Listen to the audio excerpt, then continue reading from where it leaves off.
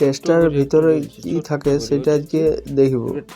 প্রথমে খুলে নিলাম, একটা স্প্রিং পেলাম, আর তারপরে একটা এইটা পেলাম, লাইট আছে আর একটা রেজিস্টার আছে। রেজিস্টারটা কত ওহমে সেটা আমি মাল্টিমিটার দিয়ে আজকে মাপব।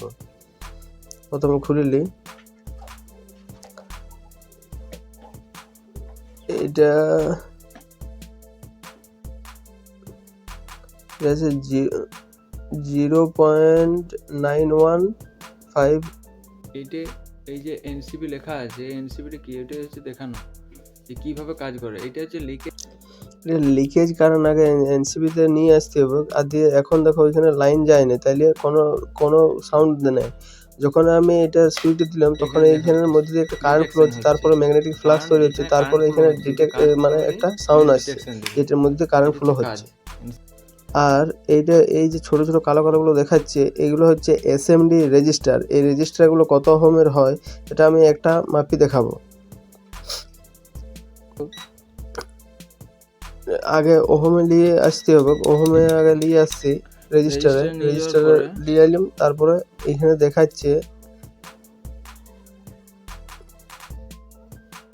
1.8, এটা 1 আর 8 আছে, মানে 8টা মানে 0 পয়েন্ট। এখানে ভোল্টেজ চেক করছি কত ভোল্টেজ আছে, এসি ভোল্টেজ 246 ভোল্টেজ আছে। এখন ব্যাটারির ডিসি ভোল্টেজ মেজার করব। ডিসি ভোল্টেজ আগে নিয়ে আসতে হবে ইয়াটাকে, সেটিংটাকে। তারপরে 4.2, ওই সিলভার কালারটা দেখা যাচ্ছে ওই দিকটা হচ্ছে ক্যাথোড, আর ওই সাইডটা হচ্ছে বেশি বড়টা, ওটা অ্যানোড। ওই সাইডের থেকে ফরওয়ার্ড বায়াস হচ্ছে, সেই জন্য ওখানে রিডিং দিচ্ছে, আর এদিকে রিভার্স বায়াস, তার জন্য এখানে রিডিং কোনো দিচ্ছে না। তাহলে এটা ঠিক আছে, ডায়োডটা এটা চেক করা হয়ে গেল। এখন আমি মাল্টিমিটার দিয়ে ডিসি কারেন্ট মেজার করব। ডিসি কারেন্ট সিরিজে মেজার করতে হবে। প্রথমে নিয়ে গেলাম ডিসিতে, আর ডিসি সেটিংয়ে নিয়ে গেলাম।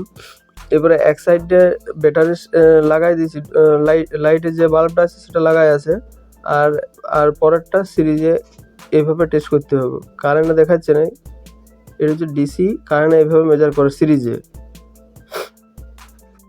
মাল্টিমিটারে HAEF এটা কি, এটা হচ্ছে ফরওয়ার্ড কারেন্ট গেইনটা কত সেটা মেজার করা হয় এখানে ট্রানজিস্টারে।